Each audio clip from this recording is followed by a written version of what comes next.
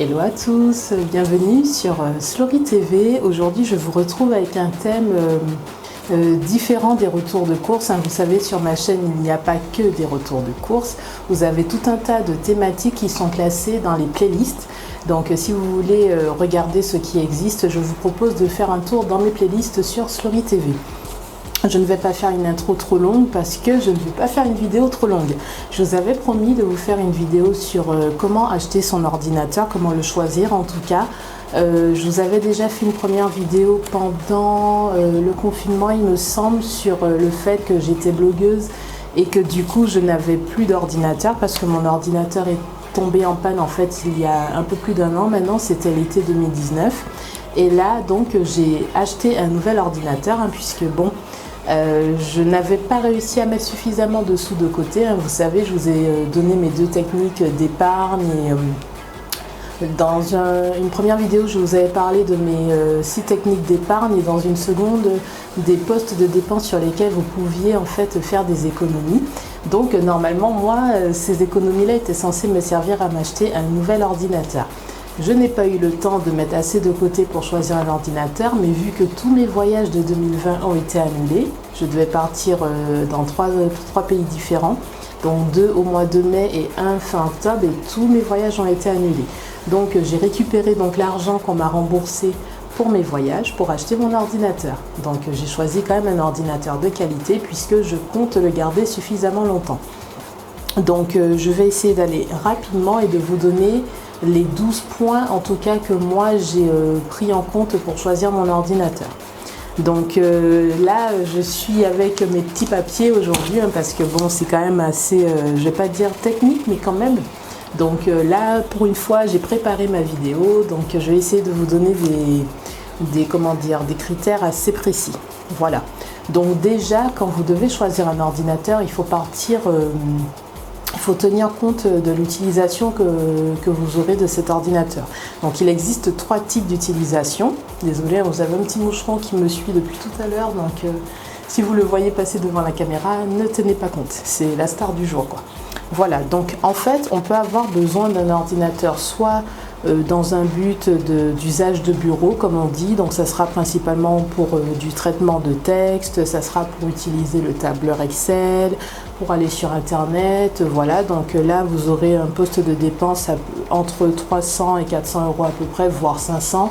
En tout cas c'est le type d'ordi que j'avais acheté en 2001 pour mon premier poste, qui était un ordi fixe, un ordi avec l'unité centrale, l'écran, la souris, le clavier. Et la seconde fois où j'ai acheté un ordinateur, donc c'était en 2007, c'est celui qui est tombé en panne il y a un an.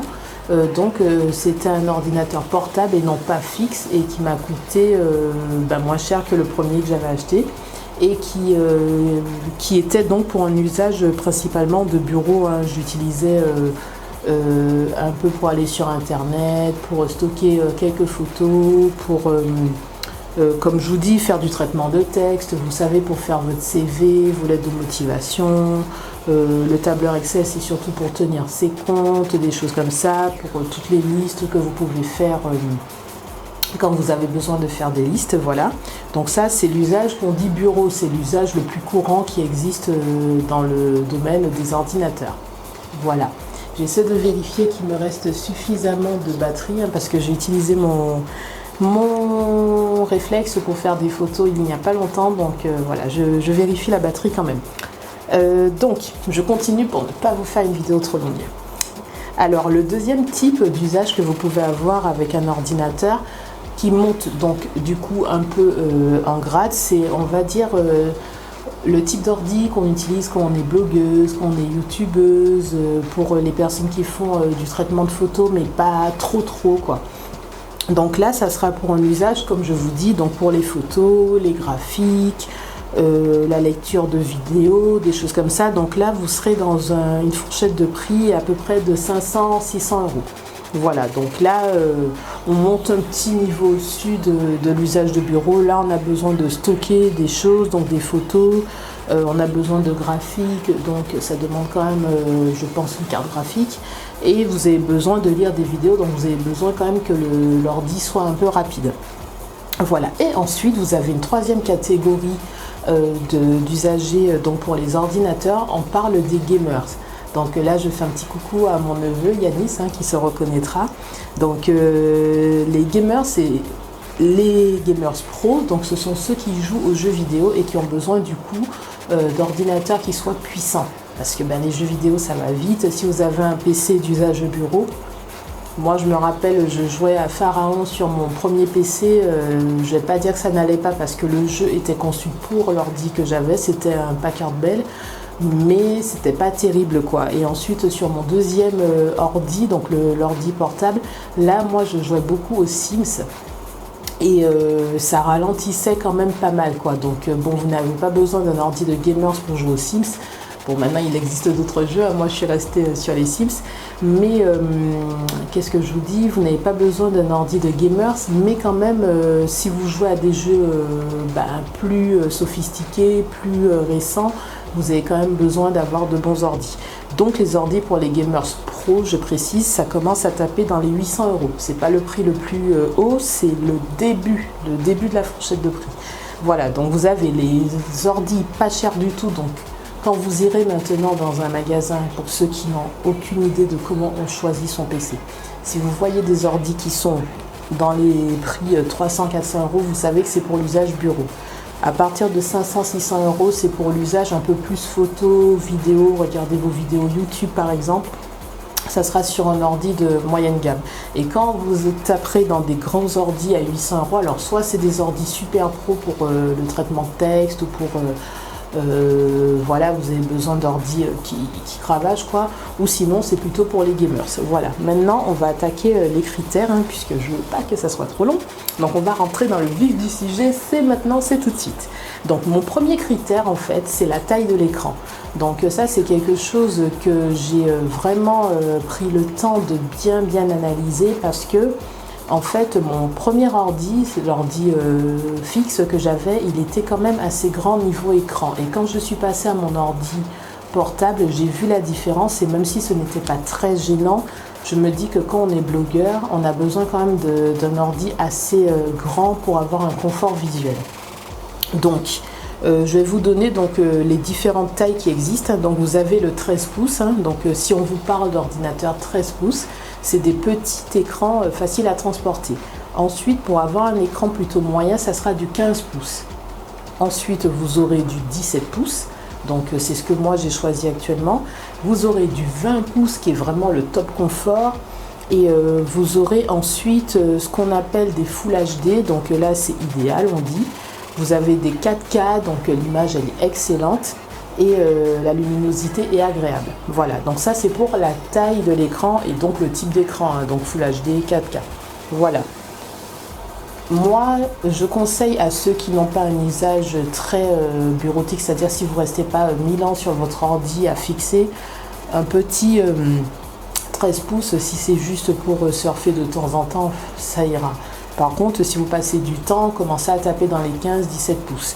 Et 20 pouces, c'est vraiment le top confort. Par contre, plus l'écran est grand, forcément, plus ça coûte cher, quoi.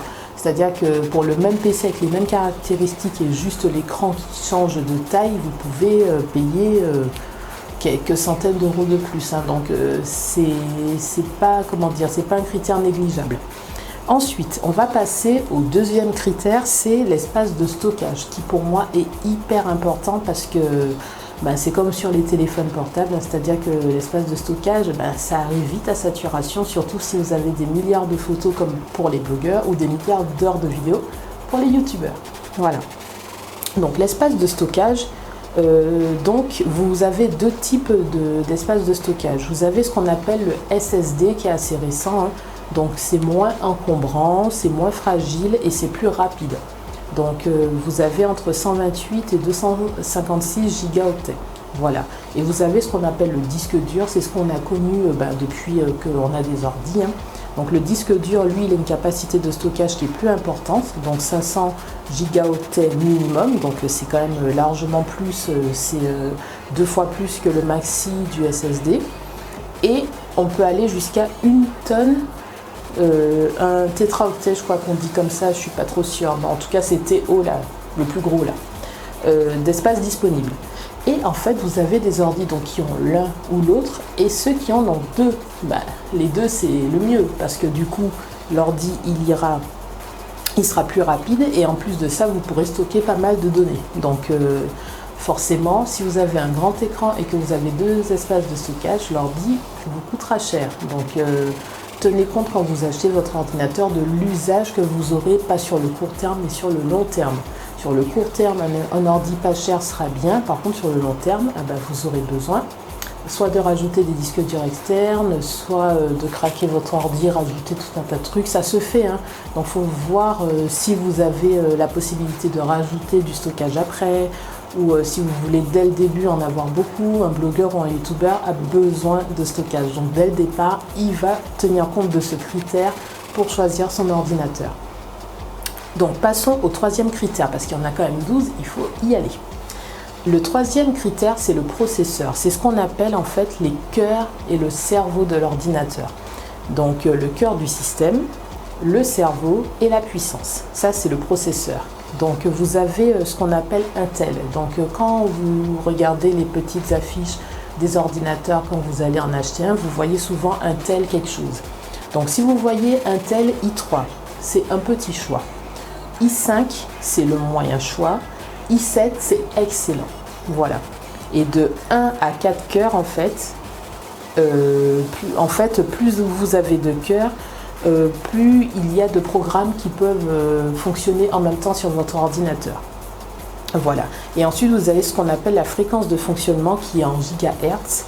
C'est la puissance finale de l'ordinateur. Donc, bon, entre le processeur et la fréquence de fonctionnement, je ne suis pas hyper connaisseuse. Moi, je vous donne juste les critères que j'ai trouvés pour moi, choisir mon dernier ordi. Je ne pourrais pas vous dire exactement la différence entre les deux. Donc, s'il y en a qui savent, n'hésitez pas à me le dire en commentaire. Mais en tout cas, pour rester sur des choses assez accessibles aux personnes on va dire gens amateurs comme moi, donc on n'est pas des pros. Donc vous devez regarder en 1 la taille de l'écran, en 2 l'espace de stockage et en 3 le processeur. Comme je vous dis, plus on a de cœur et plus l'ordinateur pourra faire des activités en même temps. Par exemple, lire de la musique sur YouTube, aller sur Instagram, être sur Facebook en même temps, traiter du texte. Vous voyez, on a souvent plein de fenêtres ouvertes en même temps. C'est ça qu'on appelle avoir plusieurs programmes qui tournent en même temps. Voilà. Donc là, on est déjà à 3. Ensuite, on passe au quatrième critère, qui là, on va dire, va plutôt concerner ceux qui sont plus dans la photo, la vidéo et donc les gamers. On passe à ce qu'on appelle la carte graphique. Qu'est-ce que c'est? Donc, ce seront les performances d'affichage de votre ordinateur. Donc, de base, vous avez une carte graphique à mémoire partagée, la mémoire centrale de l'ordinateur. Et en 2, vous avez un second circuit, donc ça vous n'avez pas sur tous les ordis. Donc le second circuit s'appelle soit NVIDIA, donc NVIDIA, soit AMD. Voilà, et c'est 512 mégaoctets au moins, au minimum. Voilà. Donc quand vous avez une bonne carte graphique, vous avez en fait 2 circuits. C'est un peu comme pour le stockage en fait. Donc vous avez la carte de base, qui est la carte graphique à mémoire partagée, et vous avez un second circuit. Donc si vous voyez sur votre fiche technique NVIDIA ou AMD, vous saurez que vous avez quand même une bonne carte graphique. Voilà. Ensuite, on passe au 5e critère. Le 5e critère, ce sont les connectiques, les connectivités. Donc ça, c'est quand même hyper important parce que pour quelqu'un qui s'y connaît pas trop, en fait, il va pas trop chercher à savoir qu'est-ce qui se trouve sur l'ordi. Or, c'est important parce que quand vous aurez besoin de faire tout un tas de branchements, de stocker tout un tas de trucs ou d'utiliser des périphériques en plus, à ce moment-là, vous vous direz, eh mince, j'aurais besoin d'aller acheter un adaptateur ou un ci ou un ça, il vaut mieux regarder ça dès le départ. Donc, qu'est-ce que vous devez trouver sur un ordinateur que vous venez d'acheter? Donc, une prise HDMI, vous voyez, c'est le genre de prise qu'on trouve sur les télés, etc. Donc ça, c'est pour relier un écran externe à votre ordinateur. Ensuite, vous avez les prises USB qui sont quand même assez connues, puisque c'est celle qui va servir à brancher votre souris, à par exemple brancher votre réflexe ou un autre ordinateur sur l'ordi pour partager les photos, etc. Donc voilà, donc les prises USB, donc vous avez Oui, donc je vous dis, les prises USB servent à relier donc le téléphone portable si vous voulez échanger des données entre votre téléphone et votre ordi, brancher un disque dur externe, un MP3, tout ça. Si vous voulez mettre des documents de votre ordi sur un MP3, vous avez besoin d'une prise USB. Voilà. Donc vous avez trois types de prises USB. Il y a la 3.0. Donc c'est 10 fois plus rapide que la 2.0. Voilà, donc on en trouve en ce moment des 3.0. Donc il y a les 2.0, donc qui sont du coup moins rapides que les 3.0. Et vous avez les types C, ce sont les nouvelles connectiques qui viennent de sortir sur les nouveaux téléphones, etc. Voilà, donc vous devez avoir les trois parce que si vous voulez pouvoir brancher votre téléphone pour partager des choses entre le téléphone et l'ordi, il vaut mieux avoir la prise C, la prise 3 et la prise 2. Voilà. Ça, ce sont les prises USB. Ensuite, vous avez ce qu'on appelle le port Ethernet, qui lui permet de connecter l'ordi à Internet avec un câble. Ça, c'est dans le cas où vous ne voulez pas utiliser le Wi-Fi. Ensuite, vous avez le lecteur SD. Donc ça, c'est pour transférer du contenu sur une carte mémoire. Non, d'une carte mémoire à votre ordinateur. Donc les cartes mémoire que vous utilisez dans les appareils photo ou dans les MP3. Ensuite, vous avez ce qu'on appelle le Wi-Fi hack. Donc c'est pour se connecter à Internet sans fil. Du coup, ça vous permet d'éviter d'utiliser le port Ethernet.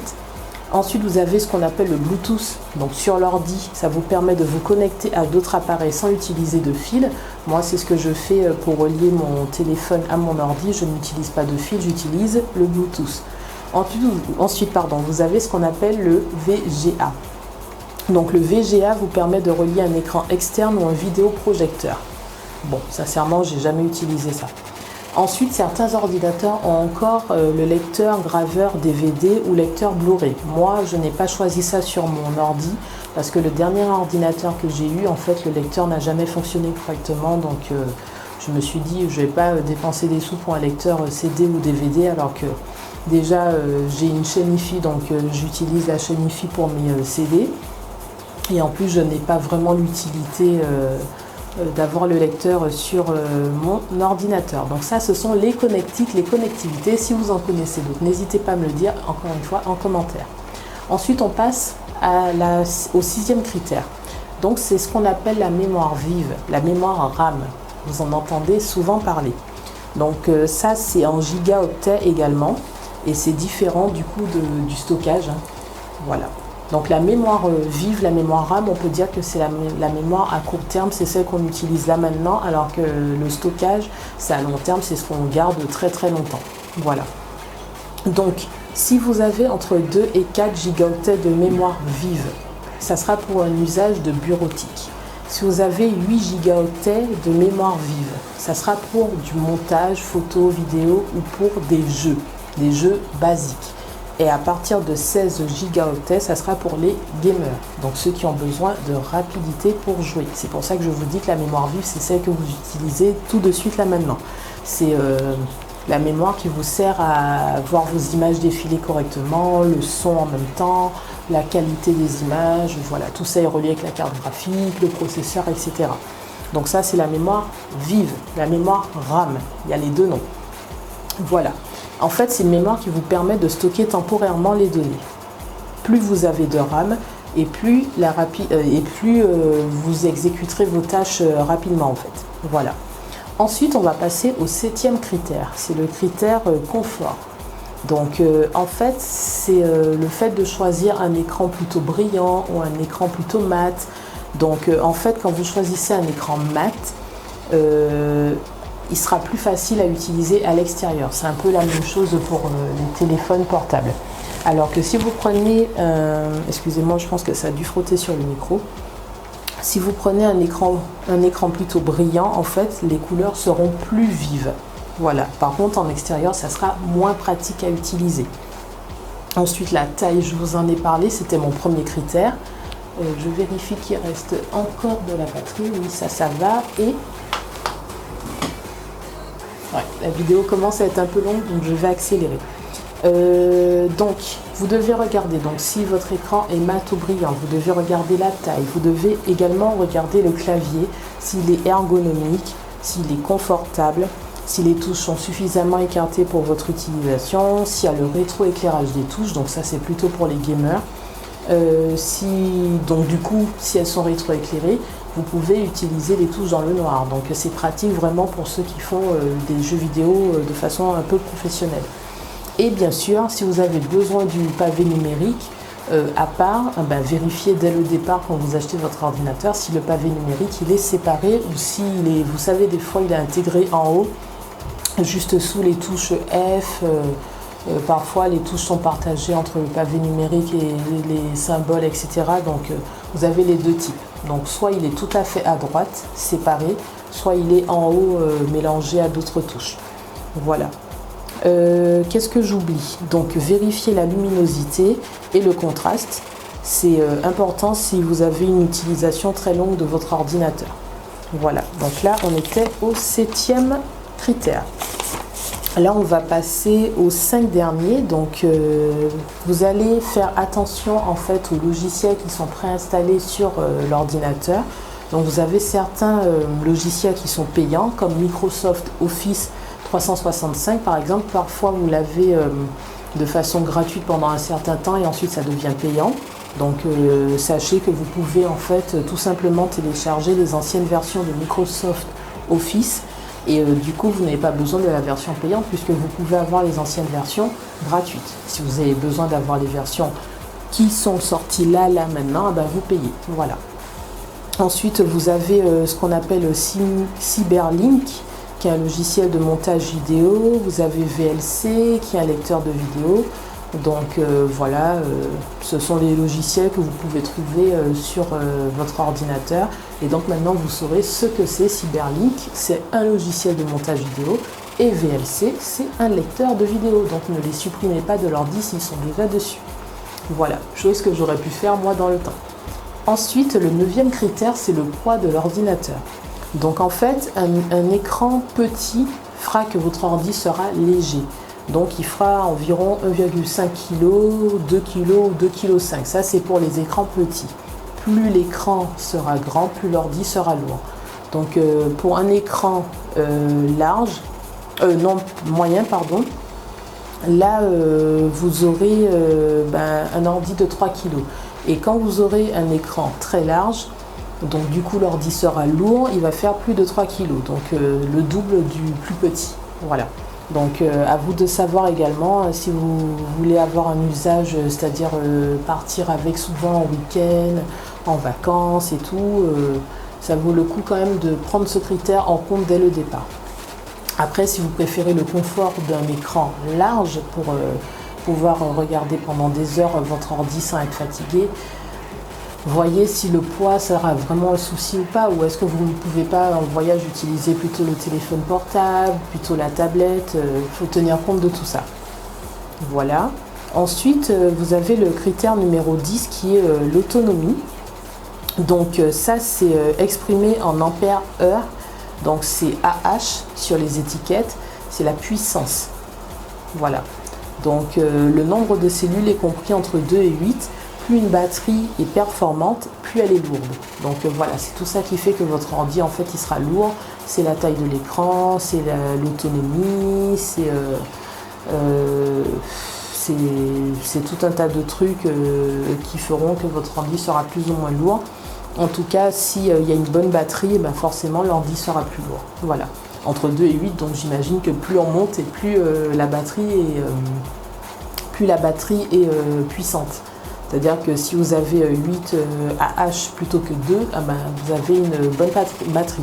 Après ça, c'est dans le cas où vous utilisez votre ordinateur, par exemple dans le train, et encore dans le train maintenant vous avez des prises, mais si vous l'utilisez dans un endroit où vous n'avez pas de prise, c'est là que c'est intéressant. Sinon chez vous, en général, l'ordi est branché sur une prise en continu, donc voilà. Regardez si c'est important pour vous ou pas. En sachant que, comme je vous dis, plus la batterie est puissante et plus votre ordi sera lourd. Ça rentre dans les critères, c'est des critères à prendre en compte. Désolée, je regarde le chat qui s'est installé juste à côté de moi. Ensuite, donc, le critère numéro 11, forcément, c'est le prix. Il faut faire en fonction de votre budget et de vos capacités de financement. Les ordi de gamer par exemple coûtent très très cher, ou les ordi très pro, ça sera en fonction du critère numéro 12, donc on y arrive tout à l'heure. Mais faites en fonction de vos moyens, c'est-à-dire que si vous n'avez pas besoin d'un ordi hyper puissant, n'allez pas vous ruiner dans des ordis à 800 € ou même 600 €. Si un ordi de 300 vous suffira, ça dépendra de vos critères. Et pareil, n'allez pas prendre un ordi de 300 sous prétexte que vous voulez un ordi là tout de suite, alors que vous allez le changer dans 6 mois parce que il ne sera pas à la hauteur de vos besoins. Il vaut mieux patienter et mettre de côté donc 300 € plus 300 € et acheter un ordi correct. Voilà. Et enfin, donc mon dernier critère, le critère numéro 12, votre ordinateur coûtera plus ou moins cher en fonction de la marque et de la gamme à l'intérieur. Je m'explique. Par exemple, si vous prenez un ordi Acer, comme moi j'avais pris dans mon deuxième choix, le Acer est une marque, on va dire, moins cotée que Packard Bell. Donc forcément, mon ordi m'avait coûté moins cher. Déjà, c'était un portable et en plus, c'était une marque moins cotée. L'autre, c'était un ordi fixe, donc le Packard Bell, et en plus, il est coté, donc c'était plus cher. Si vous prenez ce qui est à la mode en ce moment, c'est les Lenovo. Ça coûtera encore plus cher qu'un Asus ou qu'un Acer. Donc quand vous avez exactement tous les critères qui sont identiques et qu'il y a juste la marque qui change, à vous de voir si la marque est importante pour vous ou pas. Parce que entre un Lenovo et un Acer, moi mon Acer je l'ai gardé de 2007 à 2019, quoi. 12 ans, donc ça montre qu'une marque, c'est pas peut-être hyper important, alors que le Packard Bell, je l'ai gardé de 2001 à 2007, donc moitié moins que mon Acer. Donc pour moi, la marque, c'est pas ce qu'il y a d'important, par contre, ce qu'il y a à l'intérieur, si. Par exemple, entre deux Lenovo qui ont quasiment les mêmes critères, il faut vraiment aller chercher à l'intérieur des critères parce que vous avez des versions différentes et qui vont faire qu'un va coûter plus cher que l'autre, mais ça va se jouer à des petits détails, quoi. Donc voilà, donc j'espère que la vidéo vous plaira, que vous m'avez bien entendu. Le micro est, j'espère, allumé. Ouais, il a l'air. Et j'espère que je vous aurai aidé du coup à choisir votre ordinateur. Donc je voulais faire cette vidéo pour début septembre, hein, pour ceux qui comptaient s'acheter un ordinateur pour commencer la rentrée. Et puis bon, le temps est passé, on est le 15 septembre, on va dire que j'ai 2 semaines de retard. Mais en tout cas, si vous comptez faire la Black Friday qui est fin novembre ou les soldes en janvier prochain, en tout cas, vous avez tous les critères. Maintenant, vous savez décortiquer une fiche technique d'ordinateur. C'est une chose que je ne savais pas faire avant. Moi, je sais que mon premier ordi, je l'ai acheté entièrement sous les conseils de mon conseiller dans le magasin où j'étais allée. Je crois que c'était Darty. Le second, c'était mon ex-mari qui m'avait aidé à choisir parce qu'il était calé en ordi. Et là, pour le troisième, j'ai choisi sans avoir besoin du conseiller et sans avoir besoin de qui que ce soit qui soit calé en ordi parce que j'ai pris le temps de chercher les critères, de chercher à quoi ça correspondait et j'ai acheté un ordi qui, pour le moment, est parfait. Je vous dirai ça dans quelques années si ça continue, mais en tout cas, j'ai choisi un ordi vraiment nickel chrome qui m'aide pour mes vidéos, qui m'aide pour mon blog et sur lequel j'ai une utilisation assez confortable, j'ai vraiment très bien choisi. Donc si mes critères, si l'explication des critères vous permet à vous aussi de bien choisir votre ordi, dites-le moi en commentaire, likez la vidéo, abonnez-vous et partagez la vidéo. Salut!